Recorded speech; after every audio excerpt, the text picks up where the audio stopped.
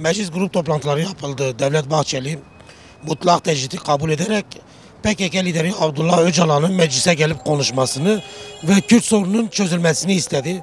Bu durum hakkında ne düşünüyorsunuz? Size samimi geliyor mu? Elbette ki Devlet Bahçeli'nin söylemleri bize doğru gelen bir yerde değil, ancak olması gereken şeydir. Bugüne kadar mutlak bir tecrit vardı. Son 3 yıldır Sayın Öcalan'dan haber alınamıyor. Dolayısıyla Kürt halkının, Orta Doğu halklarının merak ettiği bir durum. Sağlığı, güvenliğini aşamadır hepimizin çokça merak ettiği bir durum.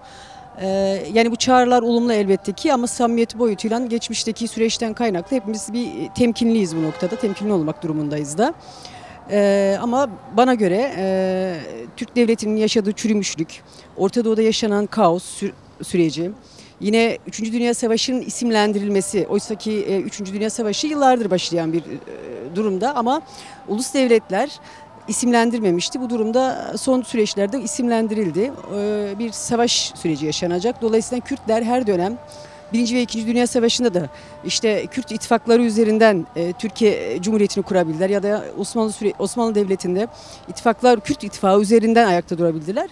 Sanırsam yine bunun hamleleridir yapmak istedikleri şey, ama Kürtler eski Kürtler değil. Bu noktada artık bilinçliler. Taviz de verecek durumda değillerdir.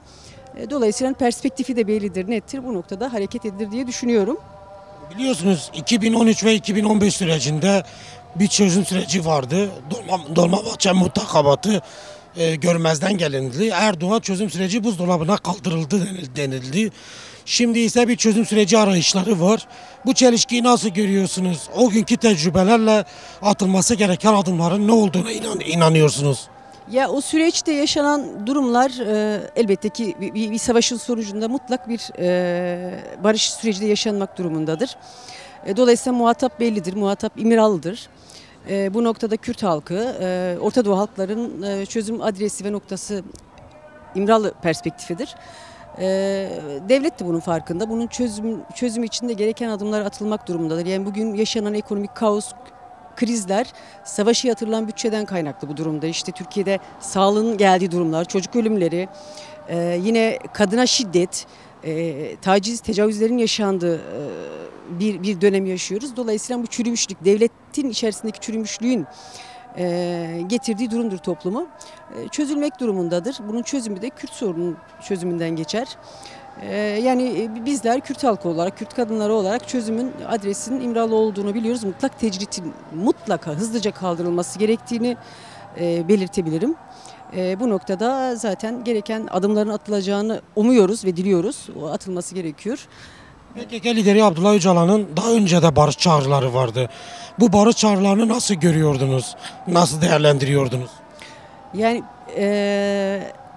Sayın Öcalan aslında Orta Doğu halklarının önderi konumuna geldi perspektifiyle. Olabilir, peki hareketiyle yola başladı. Kürt halkı özgürlüğü üzerinden yola başladı, ama bu son belki de 100 yılın çözüm perspektifini oluşturan bir yerde. Dolayısıyla çözümün kapısının kendisi olduğunu, adresin altını çizerek belirtiyorum. Adresin yine kendisinde olduğunu ve aslında çözüm noktasında çok da esnek olduğu da bilinen bir liderdir. Mutlak tecritin kaldırılmasıyla elbette ki birçok şeyin çözüleceğine inanan bir yerdeyiz. CHP bu noktada geçmişte çok mesafeli kaldı. Belki hiçbir şey çözüme dönük bir önerileri, katkıları olmadı, ama CHP'de aslında bu yerel ittifaklarla, diyelim ki genel seçimde yaşanan kimi ittifaklar üzerinden de Kürt gücünü gördü. Kürtler olmadan Orta Doğu'da Türkiye'nin yaşayamayacağını, Türk devletinin varlığının olamayacağını bilen bir yerde olduklarını düşünüyorum. CHP geleneği belli, devlet geleneğidir. Süreci iyi okumak durumundadır ve bunun için gereken tüm kapılarda aralanmalı, açılmalı. Kürtlerin statüsü tanınmalı. Bunun üzerinden de bir çözüm perspektifinin gelişeceğine inanıyorum. Bunun için de tabii ki mücadelede temel gerekçemiz ve bunun için mücadelesini vereceğiz.